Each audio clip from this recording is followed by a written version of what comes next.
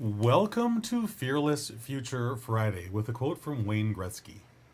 Procrastination is one of the most common and deadliest diseases, and its toll on success and happiness is heavy.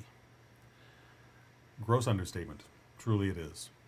Hi there, my name is Christopher Diarmani. It is my pleasure, it is my passion to empower aspiring Christian nonfiction writers to share their trauma to triumph journey using a complete, detailed roadmap for writing success, so they can make the impact they know they were born to make.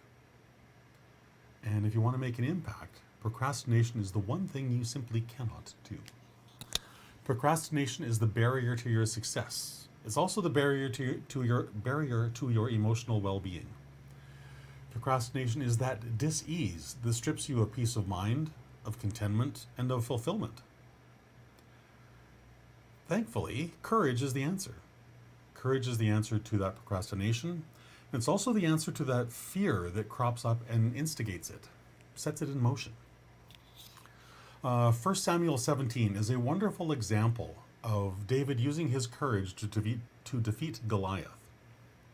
If you recall the story, Goliath had instilled fear in the king and in the king's army, and nobody was willing to go down into the valley and take this guy on. They were all terrified. So when the Israelite army was immobilized with that fear, David stepped up. He says, I will not allow this Philistine to badmouth the army of God. That's just why I won't allow it.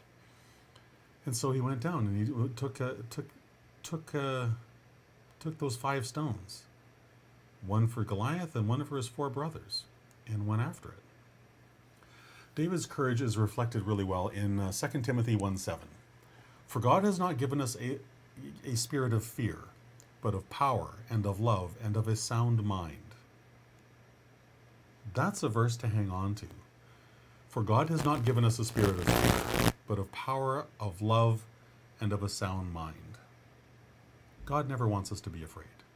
God wants us to be doing the thing we're supposed to be doing, with courage, with compassion, with joy, with gratitude, with love, all of those things. David made a really courageous decision, but that wasn't the end of it. He followed that courageous decision with courageous action. And you need to do the same thing in your life, especially when it comes to writing your book. So grab your notebook. If you don't have one, go get one. Grab a notebook and a pen. Write down all of your fears inside it. Split the page in 2. On one side,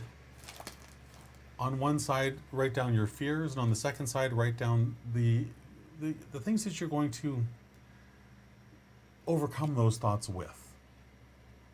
Maybe it's biblical verses, could be all kinds of different things. Whatever the thought is that you're going to use to vanquish that fear, write it down beside the negative thought, so that whenever that thought comes up, this is the thing that I'm going to tell myself. And use that. Refer to that all of the time.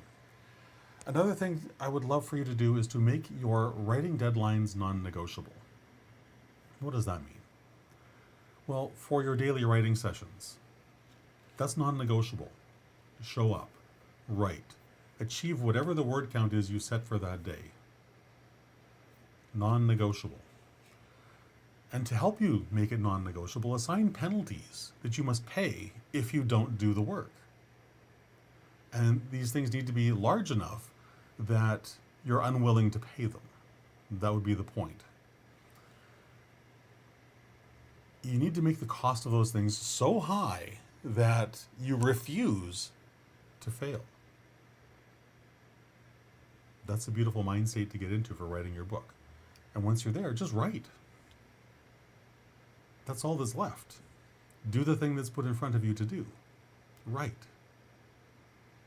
So that's my encouragement for you on this Fear-Free Friday, or this Fearless Future Friday, as I like to call them.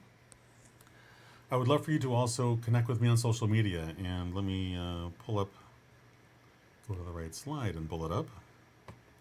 I would love for you to go to writingmentor.pro/Christopher, where you'll find links to all of my social media channels and a couple of other little tidbits that I think you'll find very, very helpful on your journey down publication highway.